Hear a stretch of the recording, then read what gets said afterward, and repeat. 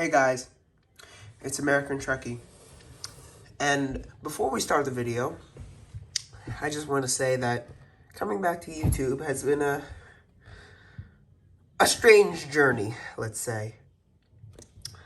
As we know, I came back with both Voyager and the Enterprise, again. But something happened. Something really profound, and it changed my entire outlook on this, on everything. And you know what it was, guys? Come on. Do we know? Do you know? Do you guys know? Does the hand sanitizer know? Do you know? Well, here it is. I haven't made a video about the Enterprise yet.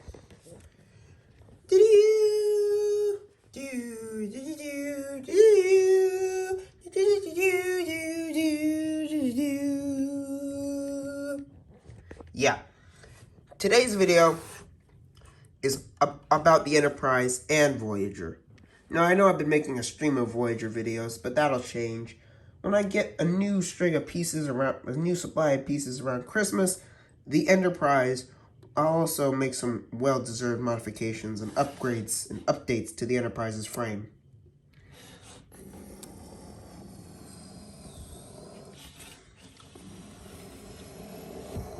Doesn't she look good? Yeah, the Enterprise has been, well, this has been my longest serving Lego ship. She's been here in some way or another for about 2.5 years. And no, this is not the same Enterprise you saw in the last video. This is the same Enterprise that you saw in the last video about the Enterprise. Just without all the modifications yet. Without all the changes, the upgraded impulse engines, the slung back and extended nacelles, the massive pylons, the angular bridge, all that stuff. Because I wanted to bring it back to the roots. Now this Enterprise,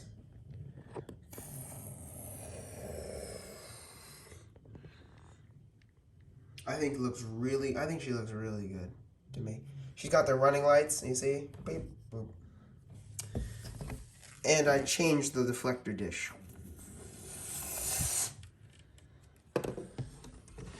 But the video isn't also about the Enterprise. It's also about, let me move that cup.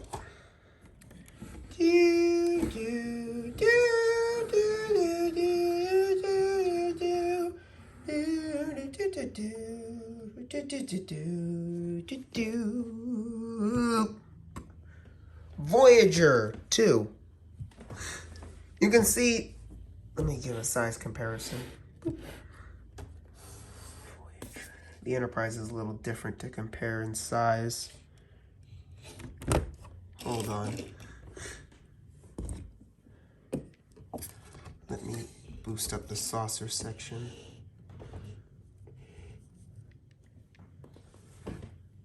Now this is them in terms of their sizes.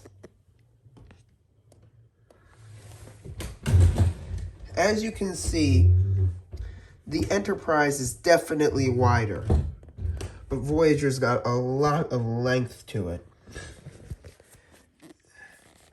Oh, sorry about that. I want to say the Enterprise is almost taller. Yeah, the Enterprise is taller. The Enterprise is wider and taller, but Voyager is longer. Which has always been the thing. They're almost the same height, but Voyager's slightly shorter.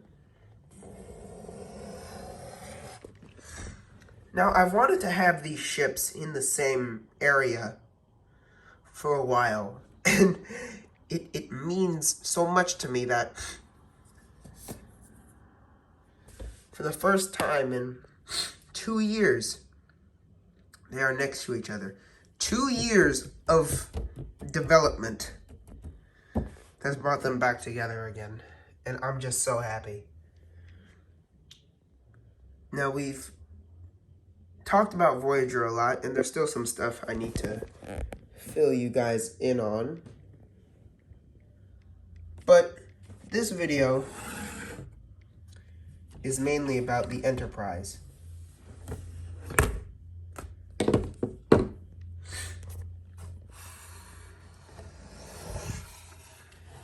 Now, the Enterprise D, specifically, to give you a little short history, my Enterprise journey began when I constructed a model that couldn't have been more than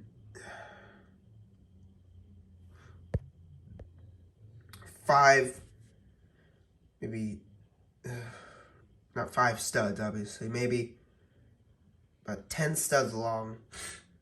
And it was one of those 8x8 square pieces. A single 2x6 and 2 square pieces. What was that other piece I used for the pylons? It was like that curved piece. It was like this, but it had 4 studs, and there was like an indent in the middle. So it was like a semicircle almost, like that. But it was this shape. Anyway, the point is that, oh, I forgot about the nacelles. And I had 2 1x3 nacelles. Now, that ship was my first Enterprise D. And I built it while watching not Encounter at Farpoint. I built it while watching Q Who. It's one of my favorite Star Trek episodes. It was really late at night. I was in my bed and I had some pieces around me. I was like, might as well. And I built it. That was my first Enterprise D. Now, that ship didn't last very long because I dismantled it. I don't know why. It was a while ago. But I dismantled it, and then, sorry about that water break. I wanted to build another one. So instead of the circles, or instead of the squares, I decided, you know what, let's try to make a rectangle, like an oval shape. So my famous standard hull geometry was born by accident. I was looking at these pieces and how to rearrange them, and I decided that, why don't I try something new? So what I did was, I have the pieces here actually. I took one of these, I took 4 of these, 2, 3, 4, right here, and 4 of these.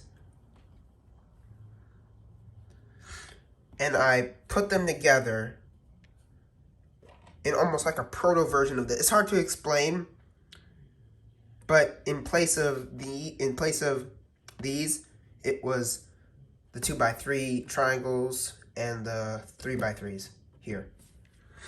And it was really small, but that was my saucer section. I had found my salvation. I had found my thing. And I built it while watching that episode where Dr. Crusher is, I don't know, dating that ghost from her grandma's old colony or whatever. It was weird. And I remember building that ship while watching that episode and Remember Me.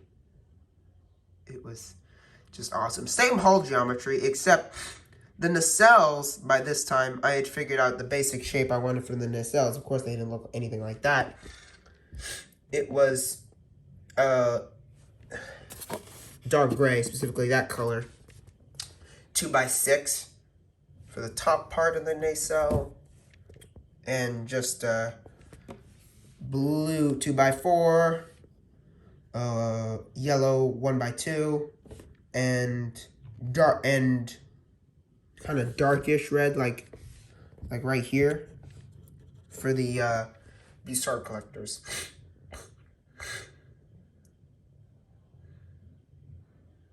And that was my ship. Of course, I changed it, I tried to upgrade it whenever I could, but that was my ship. The nacelles were attached to a 2x6 with a single 1x2 as the strut for the pylon. The secondary hull was just 3 2x3s stacked on top of each other.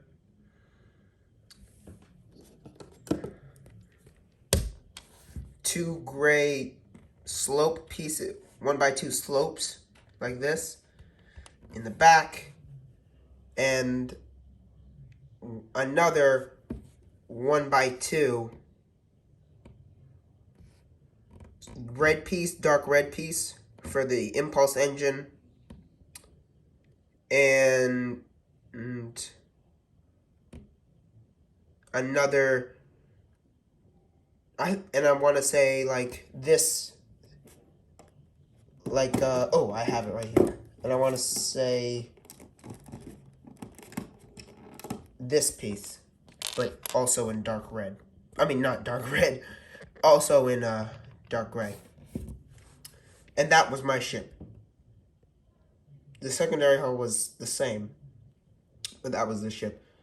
I made incremental improvements. Eventually, the secondary hull evolved into a 4x4 square piece like this. At the front, at the back, two 2x3 triangle pieces right here. Bam, bam. So yeah, that was the ship for a while. And didn't really change until I started extending the nacelles, making them bigger, making them longer, experimenting with how big the nacelles could get.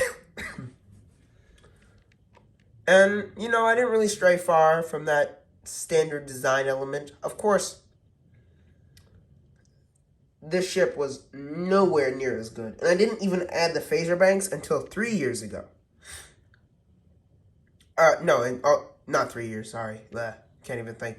Until 2 years ago when I first started making videos. So the first video I made, the first video with the Enterprise D and such, that was the second ship to have phaser banks built in. Because all of them previously had phaser banks, not present. Because, I was like, oh, whatever, maybe. I'd experimented with painting them on, drawing them with Sharpie. And in fact, I'm still paying for that Sharpie thing because there are some pieces in my Lego stock I can't even use because of that Sharpie thing. So that should teach you about, don't do anything to your Legos, okay? Do not use paint or Sharpie or anything to your Legos. You will ruin them. But yeah, the ship made improvements. Eventually, I switched from multiple colors to all gray, this color gray. And then I started building up the saucer section, making it bigger. Eventually,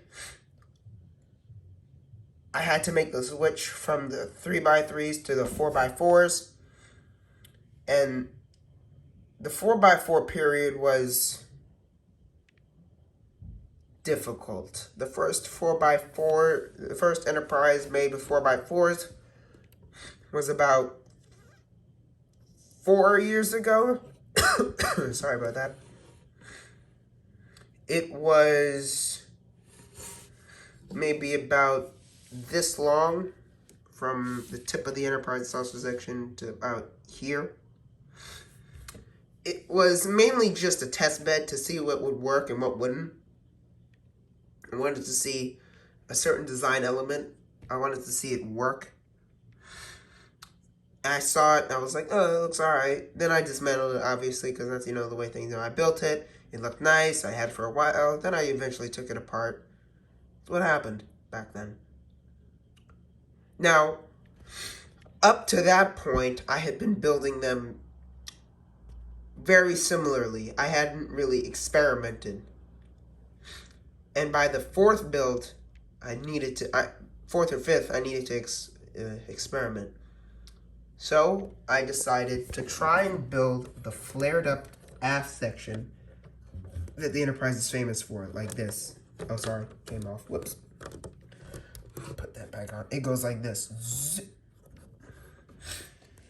Now that was hard, let me tell you. It took me so long to figure out what worked, and then eventually I decided, you know what, screw it. I'm just gonna use that way. And that way stuck. Doesn't look the best, it doesn't look perfect, it's obviously not perfect, but it's the best way I could get that in there. And then eventually I tried something different. You know, I tried using the 2x3 triangles and tried having like a hinge to have it down like this, but that looks so weird. It just doesn't work it. And I think this one looks, for Legos, this is the best one I could probably do. And that's what most people do. I did it on a much smaller scale. And when this ship, when the fifth ship was done, that incorporated this, I decided, you know what? Let me go further.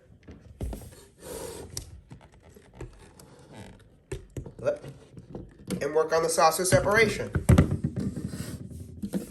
Because they can both saucer separate.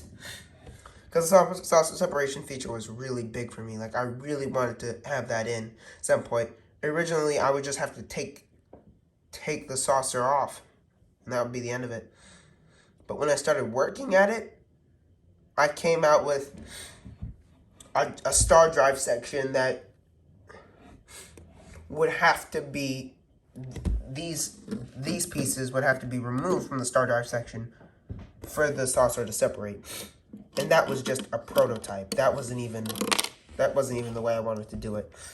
Eventually, I had to rework the saucer section by creating like a mold that would fit the secondary saucer or the drive section in there. And it was a lot of research and development. But this all happened around the same time as my new Voyager videos. Like right before them. Not this Voyager, I was just showing this one. The last Voyager I built. Those videos. And I don't know, I thought, you know what? Whatever. And it worked. And it turned out really good. And I think that this is the fruit of that labor. Now, I know it's been an incoherent story. I'm kind of tired, but that was just a rough rundown of the Enterprise's history so far. And yeah, this is part 1 of part 3. I'm definitely making a part 3 to this. So if you like this video, tell me down in the comments. And I'll see you in the next video. This has been American Trekkie, signing off. Picard to Enterprise. One to beam up.